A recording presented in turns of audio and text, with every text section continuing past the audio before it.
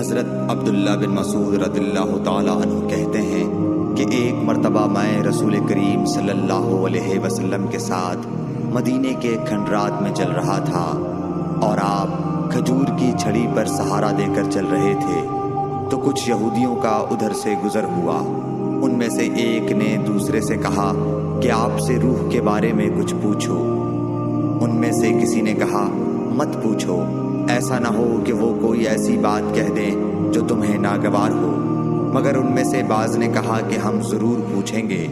پھر ایک شخص نے کھڑے ہو کر کہا اے ابو القاسم، روح کیا چیز ہے؟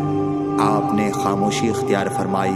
میں نے دل میں کہا کہ آپ پر وحی آ رہی ہے، اس لیے میں کھڑا ہو گیا۔ جب آپ صلی اللہ علیہ وسلم سے وہ کیفیت دور ہو گئی تو آپ صلی اللہ علیہ وسلم نے قرآن کی یہ آیت جو اس وقت نازل ہوئی تھی تلاوت فرمائی۔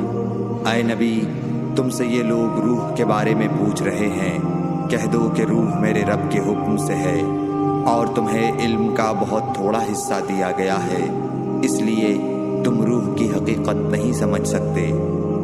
صحیح بخاری حدیث نمبر 125۔